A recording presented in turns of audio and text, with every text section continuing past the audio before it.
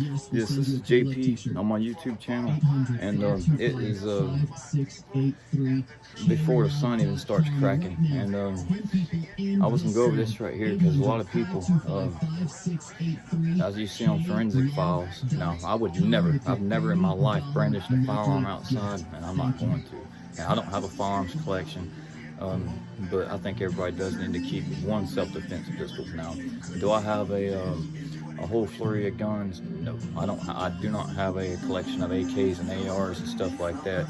And but I would never use one of those anyway because I try to think responsibly. I'm scared to use. I've got an extra choke for just my hunting shotgun. I don't have a thing I can. I'm scared to put buckshots in it because I try to think about my neighbors, and so I try to use the minimal amount. So I would be afraid. I wouldn't use a heavy rifle round or like a 7mm or 708 caliber or something like that. I wouldn't be afraid to use a 223. I mean, but I don't have a 223, and so I settle for just heavy load bird shots. I mean, but I did test them out on a 55-gallon drum. But if there were to be a home invasion or whatever, and somebody were to break in my front door, a buckshot were to keep on going, that heavy loaded bird shot will stop. But yes, it will still get the job done. I tested it out on a 55-gallon drum, and it still knocked the hole in the entrance part that big, and but it didn't make it out the backside. But as far as circumference, it did a lot more damage. And and this is how I was raised: unless that person's in your house, you do not open fire. If they're in your yard, you do not brandish a weapon, you do not pull a weapon unless they have a knife or a gun. But if you hear a loud clank in your house, you are permitted to pull your weapon out and clear every room in your house with a weapon in your hand. And so that's essentially what I did. I call that a fire drill. Fortunately, it sounded like a limb. I didn't know there's storms. And but what if that would have been a home invasion? I'm gonna put this on YouTube. That if you hear something like that, you get your sidearm out. If it's a high point, you have to go to the academy and get a high point, clear every room in that house. Because I've seen situations. I've seen a situation on forensic files not long ago. A boy, he had a lot of pistols in his house, him and his wife both. And guess what? He left them laying. And he got a knock at the door. I think it was about 2 or 3 o'clock in the morning. Well, guess what? He should have not. That person overpowered him, and he killed both him and his wife with his own damn handguns. And there's people like that, and you see situations all the time. That person's got a gun in the house, and somebody will break in the house, or they'll hear a kaboom, and guess what? They leave that gun sitting right there, and they get the hell robbed out of them. And so so even though it's a false alarm, if you hear a loud clank like that right there, clear every room or every entrance point. If you have a door, clear all those right there. And that's not being paranoid, because my gun was in its concealment holster, and I was sitting here getting stuff cleaned up, and it was like right there, and I'm like, either that's a window breaking, or something hitting my roof, or somebody's trying to come in one of my 2 entry points. And unfortunately, this is a pretty safe place to live. But there was a person at first that had tried to there's a contractor fraud guy down here that had stole $1,700. And I don't hate that guy. I gave my life to Jesus Christ. I wouldn't allow him in my house. Well, I wouldn't allow him on my property. In any way, shape, form, fashion, form, the same. I'll just tell him to leave.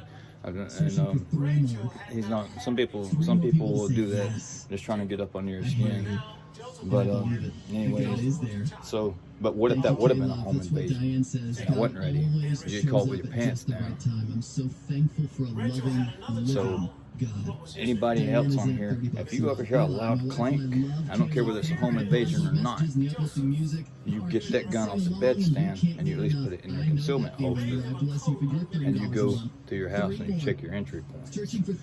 And hopefully that's not guaranteeing you safety, but that'll keep you from getting killed.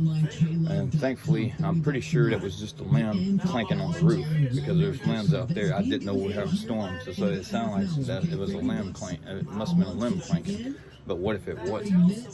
That at that particular time, I would have been ready. But anyway, so what the castle doctrine is, you are not permitted to pull a weapon in any form outside your front door unless that person is coming at you in a threatening manner. And so the castle doctrine does not apply. There's already been 2 people arrested in the state of Georgia. The castle doctrine does not apply in your yard. That I don't care if somebody's standing, like I have no trespassing signs up on my deck, and if I see if an irate neighbor or whatever, or say that guy that stole $1,700, which I have no hatred in any way, shape, form, or fashion in any way. But say if that, so let's just use an example. So that person were to come outside and say, like that right there, I can't pull that like that right there and say get off the property. I can't. If he's standing out in the yard, passing no trespassing signs, but in the yard, I can say you need to leave the premises. And if he doesn't leave at that point, like a bouncer does, I can grab hold of him and use whatever force necessary to get him out off the property if need be, but with a camera going, but no weapons to come out unless he puts up a fight and they can't handle it. If somebody tries to assault you and you can't handle them on your yard, yes, you can pull it out. If that person comes on up past the no trespassing sign, say after they've been told you need to leave the premises, and I'm not going to tell somebody leaving an irate manner. If somebody were to come up here and get mad because I don't use drugs or substances or whatever, and somebody's trying to push something on somebody, I would just bet you need to leave the premises and just say it like that right there. Then if they fail to leave at that point and then they come at me in a threatening manner, then the tables will start to turn a little bit, and you'll see things get a little bit on the ugly side. I would never open fire, but at that point right there is when you would see a fight break out. And if that couldn't handle them or whatever, that's when you might see bullets go off. But as far as that, you are in no way, unless that person's coming at you in a threatening manner, to pull a weapon out in your yard. People does it all the time, and you can get charged with assault. I